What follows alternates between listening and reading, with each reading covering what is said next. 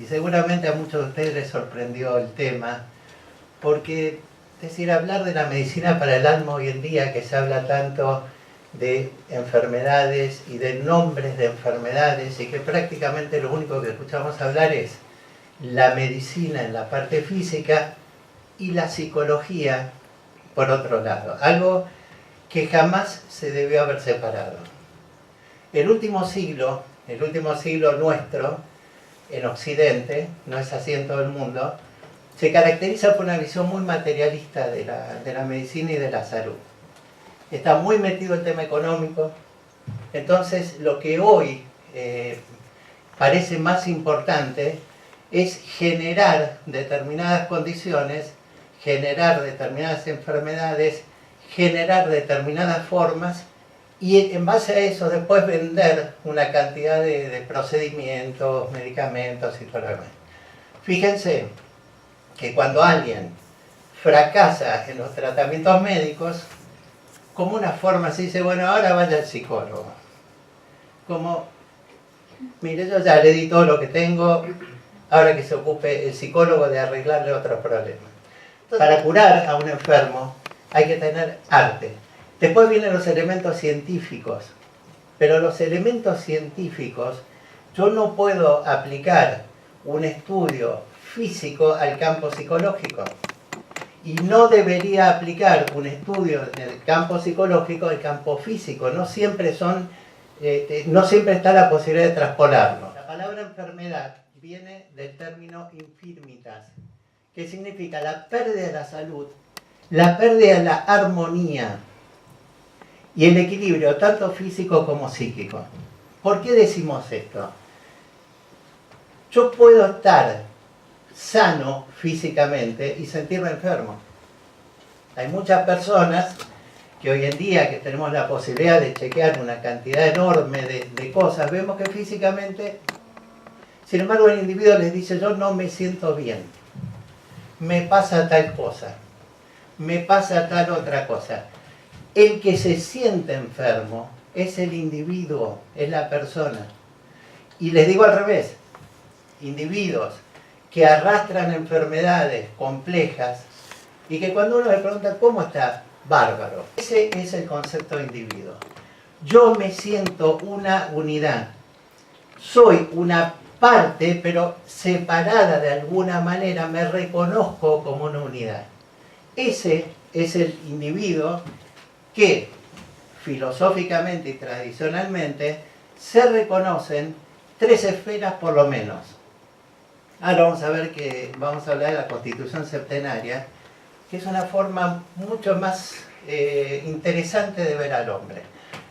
Pero por lo menos podemos distinguir una esfera física, es el cuerpo, la materia, y la energía, los campos electromagnéticos y la parte térmica del cuerpo. Lo que sería el cuerpo vital y lo que sería el cuerpo físico, las moléculas. Pero hay una esfera distinta al cuerpo, la esfera psíquica, el mundo de las emociones, el mundo de los pensamientos.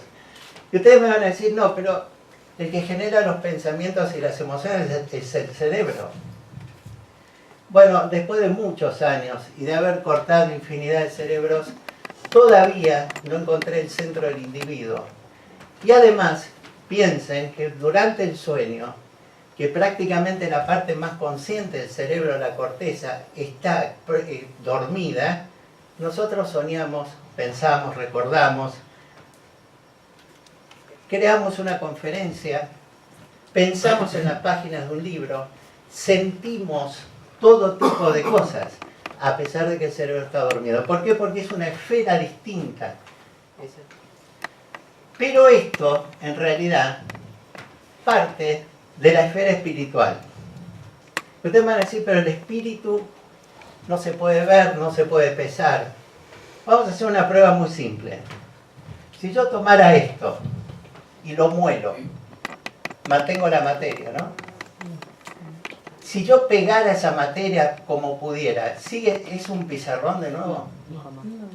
¿No rompí algo invisible, que era la forma, algo que no se ve? Ahora, ¿No quedó la idea de pizarrón? Yo no podría fabricar infinitos pizarrones, incluso con distintos materiales. O sea que hay un mundo que es un mundo ideal, que no pasa si uno destruye o no destruye la materia. Y hay un mundo físico que sí se destruye. Fíjense que las ideas vuelven a aparecer, generación tras generación, civilización tras civilización, en una forma diferente, pero las ideas en el fondo son lo mismo. Todo lo que existe en el universo nace desde algo. Nosotros decimos espíritu. ¿Saben de dónde viene la palabra espíritu? La palabra espíritu viene en latín, spirit, que quiere decir viento.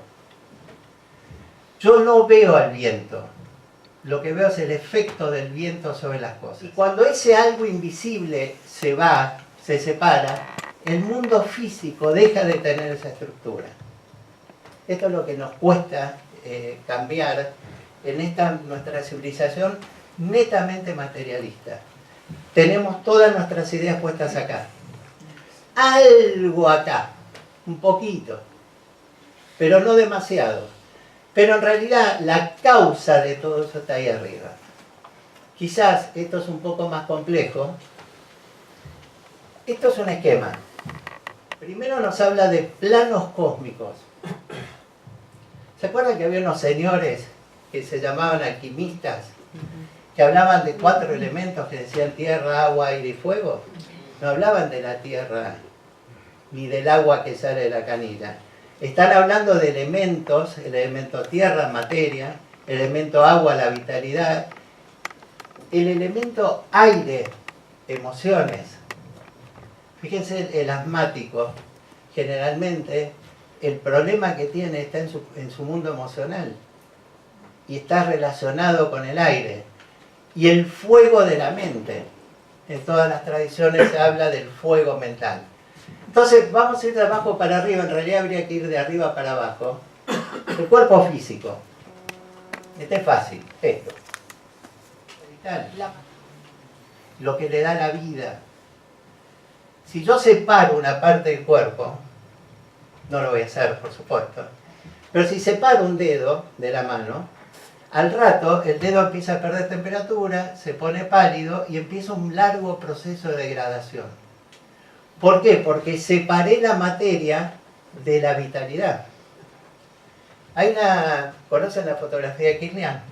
Sí. Bueno, la foto Kirlian tiene una curiosidad.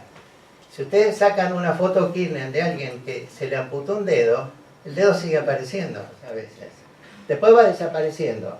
O sea, que el cuerpo vital en realidad es el que le da vida al cuerpo físico. Y viene la otra pregunta, ¿por qué cada molécula está en tal lugar del espacio? ¿Qué es lo que hace que un átomo ocupe un determinado lugar? Es esto, es esta trama vital. Pero esa trama vital está alimentada por el que llamaríamos cuerpo emocional. Después viene el mundo mental. Ahora, los sabios antiguos, que eran muy sabios en muchas cosas, a la mente la dividieron en 2 partes.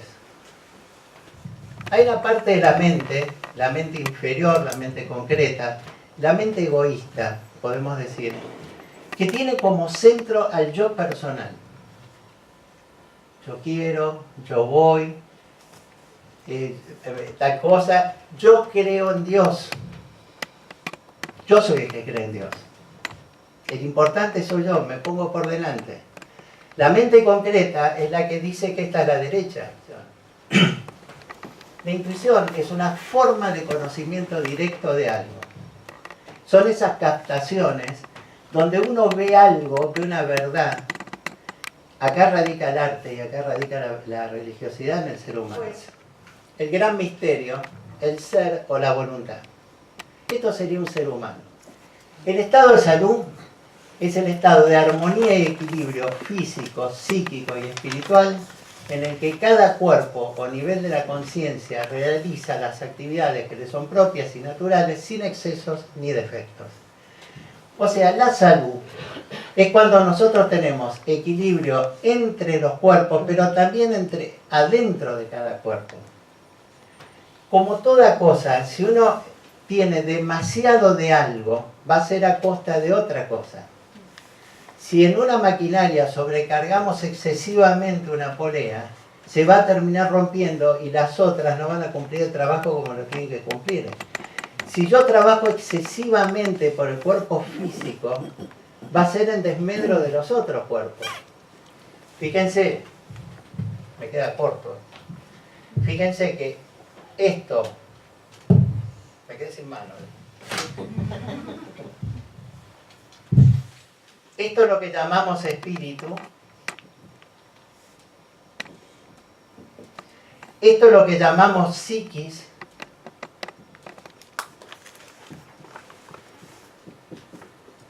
Y esto es lo que llamamos soma o cuerpo. La antigua división que hacían los griegos. O sea, la psiquis sería un elemento intermedio, algo que sirve de puente entre el espíritu y la parte física. Entonces, fíjense una cosa.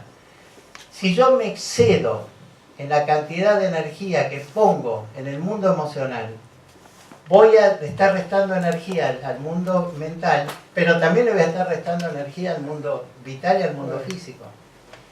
Y viceversa. A su vez, dentro de cada uno de los cuerpos, por ejemplo, si yo dedicara demasiado tiempo a las sensaciones crecerían en una forma anómala a costa de las emociones y de los sentimientos. Entonces, la enfermedad. Nosotros tenemos una idea muy fea de la enfermedad. Decimos que es malísima, que es el peor cuco que nos puede pasar. Sin embargo, la enfermedad es un mecanismo inteligente que tiene la naturaleza. La enfermedad es un mecanismo inteligente y necesario que utiliza la naturaleza para ajustar y corregir las desarmonías y desequilibrios producidos por el hombre o por el medio en el que vive, en uno o varios de los niveles de la conciencia. Cuando uno se excede en algo, no somos conscientes muchas veces del error que estamos cometiendo. Entonces, la enfermedad, ahora vamos a ver el concepto de síntoma, lo que nos hace es poner un freno. Algo que nos llama la atención y nos obliga en algo. Cuando nos sentimos enfermos, no tenemos que enojarnos con la enfermedad. Primera pregunta, ¿por qué? Segunda pregunta, ¿para qué? O sea, ¿para qué es esto? Porque seguro que tiene un sentido. Y si sabemos encontrar el sentido y corregimos la causa, la enfermedad va a desaparecer. Fíjense la idea del síntoma, porque una enfermedad se manifiesta a través de síntomas.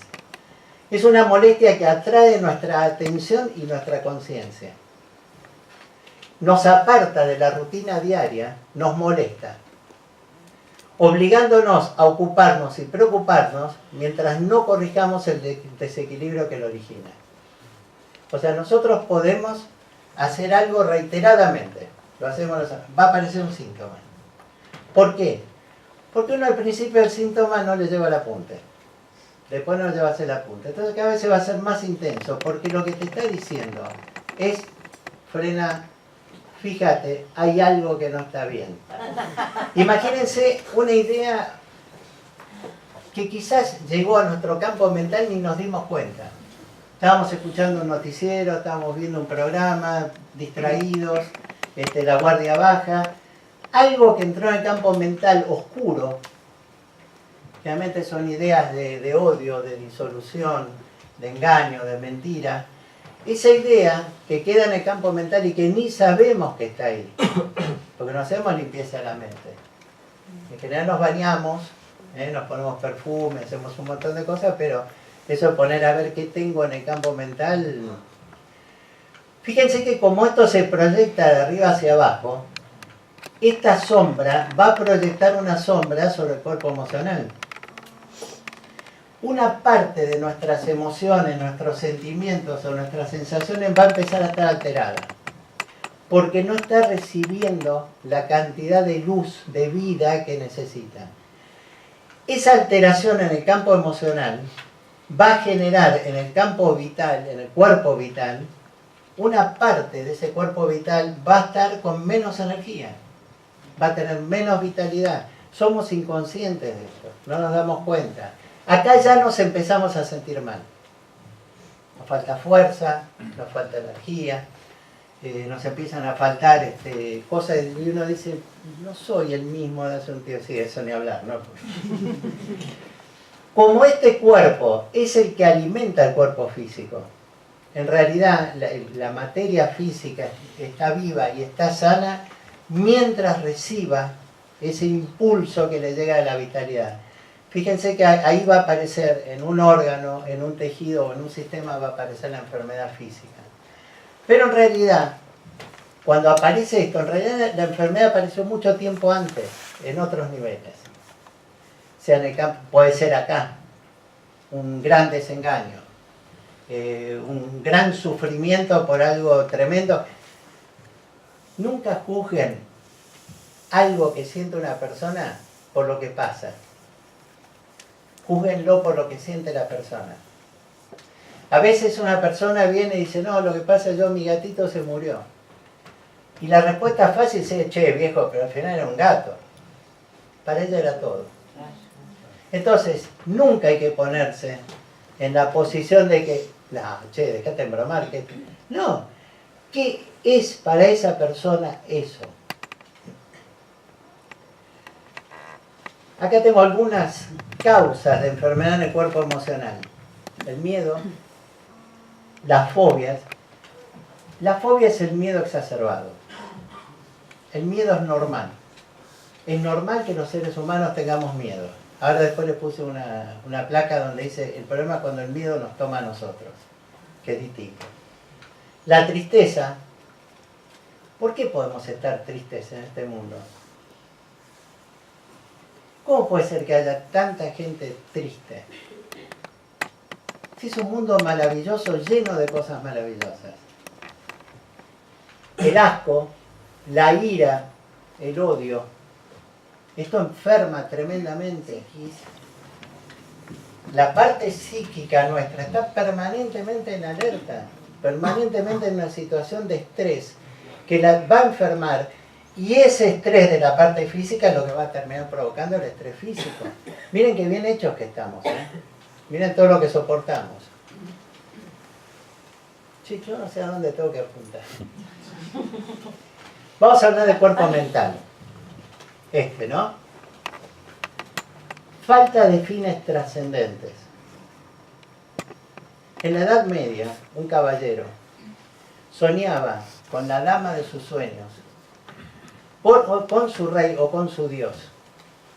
Él tenía una finalidad que era trascendente y que iba mucho más allá, que tenía ideales. Y eso, a pesar de lo rústica que podía ser la vida, lo hacía ser feliz. Nosotros estamos llenos de cosas, nos sobran las cosas, el lujo y todo lo demás, pero la pregunta es, ¿y qué hay? La duda, la gran enfermedad del cuerpo mental. La duda es buena. Un minuto. Frente a un dilema, o frente a algo que no sabemos, la duda está muy bien, porque nos obliga a pensar y ver. Ahora, inmediatamente tenemos que tomar una resolución. ¿Por qué? Si acertamos, aprendimos. Y si no acertamos, también, porque por lo menos ya sabemos que ese no es el camino. Si no, la mente se queda enredada en esa idea que no puede resolver. Y esa idea empieza a atraer a otras ideas que son similares. Y se termina haciendo una pelota así, oscura, que no permite el paso de las energías hacia los cuerpos inferiores. La ignorancia. Que no estoy hablando del conocimiento.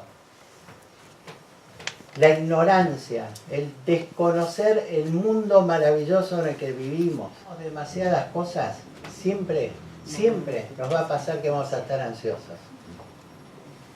Fíjense que lo importante en esto es tener claro qué es lo que nosotros tenemos que esperar. Porque hoy en día nos llenamos de demasiadas cosas. Y cada día aparecen nuevas cosas. Entonces siempre nos va a estar faltando ese otro. Yo me acuerdo cuando empezaron los teléfonos. Los teléfonos ahora dentro de poco van a llevar mate. O sea, te va a dejar el teléfono, ya no es hablar, es lo menos que hace un teléfono.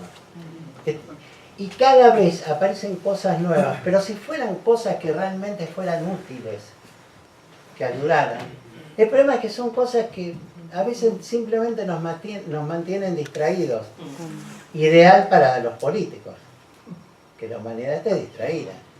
La enfermedad es la consecuencia de la ignorancia que nos llevó a generar las causas y los efectos que deberemos padecer como consecuencia de lo sembrado. Si nosotros vivimos de una determinada manera, vamos a terminar en el lugar que corresponde. La palabra crisis. Me encanta la palabra crisis. Si uno se va a la etimología de la palabra, lo que significa es oportunidad. No hay que tenerle miedo a las crisis ni hay que enojarse con las crisis. Al contrario, es una oportunidad que nos está dando la vida para que cambiemos cosas. Si nosotros nos plantamos frente a la enfermedad, frente a los síntomas, frente a las crisis, como corresponde, y tratamos de entender cuáles son los resortes que la provocaron, en general desaparecen, aunque les parezca mentira, y las crisis se solucionan. Esto se lo traje del libro del Nanking, que es el libro canónico de la medicina china, que me parece muy interesante. Dice, maestro médico es aquel que sabe y reconoce prevenir la enfermedad antes de que ésta aparezca y se manifieste en su totalidad, puesto que el médico es responsable ante la comunidad de sus fallos en la prevención de las enfermedades, teniendo que hacerse cargo de los gastos ocasionados y de las medicinas cuando alguien caiga enfermo debido a su falta de habilidad en la prevención de la enfermedad. Acuérdense que la personalidad, o sea, esto lo moldeamos en función de la vida que nos toca vivir. Pero que más allá de la personalidad, de la máscara, eso es lo que quiere decir personalidad, máscara, está el espíritu. Y el espíritu siempre es puro. Alquimia es transmutar. No es cambiar, por ejemplo, moler una tiza, es cambiar la naturaleza de una determinada cosa.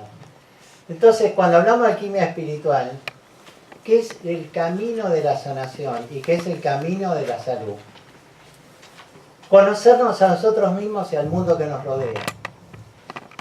Fíjense una cosa, pasa algo, estoy en un mal día, entonces inmediatamente trato de ubicar dónde está el problema. Ah, acá, mira, es de acá, del mundo emocional. ¿Y por qué? Ah, mira, hace 48 horas, listo, ya está, desapareció el problema. Esa es la alquimia. Es transmutar esas cosas negativas que quedaron en algún lado, transmutarlas en otra forma, en otra naturaleza. Lo mismo con las ideas. Lo mismo con esto y lo mismo con esto. Tener amor. No se puede vivir sin amor. Y no estoy hablando del amor a una pareja, estoy hablando de amor universal. Amor a todo lo que nos rodea, a la vida. Tener ideales. Cuando uno sueña con grandes ideales, en general los acropolitanos siempre decimos, soñamos con un mundo nuevo, pero que sea mejor. Yo no lo voy a ver, sé que no lo voy a ver porque la biología no me va a permitir verlo. Pero es un sueño que sé que alguna vez se va a plasmar y que me hace levantar todos los días y que me hace cruzar un río para venir a dar una charla y que ustedes se aburran un rato. Pero es eso, tener ideales, soñar con cosas grandes, soñar con una humanidad que no tengamos que ver en el otro hombre un enemigo, que lo mejor que nos pueda pasar a nosotros sea encontrarnos con otro hombre o con lo que sea. Tener principios. No se puede vivir sin principios. Hay que tener principios y claros. Esto es como debe ser. Adecuar los medios lo más posible para la vivencia interior de los ideales. Por supuesto, los medios nunca son perfectos. Que sean lo más parecidos a la perfección. Porque nunca vamos a encontrar las condiciones perfectas. Pero acercarnos lo más posible. Y simplemente vivir en armonía con el mundo que nos rodea.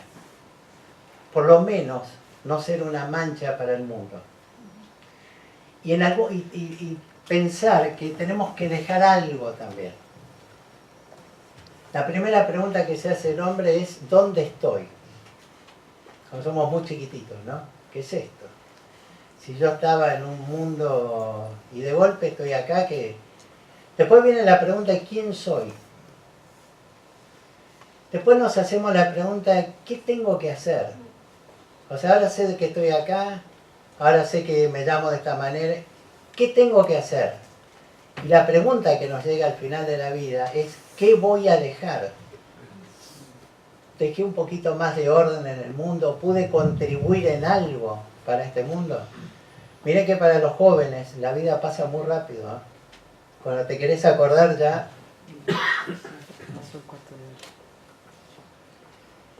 Y esto lo traje porque me parece espectacular. Ustedes saben que esotéricamente esto representa la parte más carnal del hombre. Y él es el caballero. Fíjense que el caballero ya viene montado sobre su personalidad. O sea, es alguien que ya domina su personalidad, sus 4 cuerpos inferiores, y que está despertando a una espiritualidad. Por eso él dice que lucha contra la injusticia, contra el miedo y contra la ignorancia.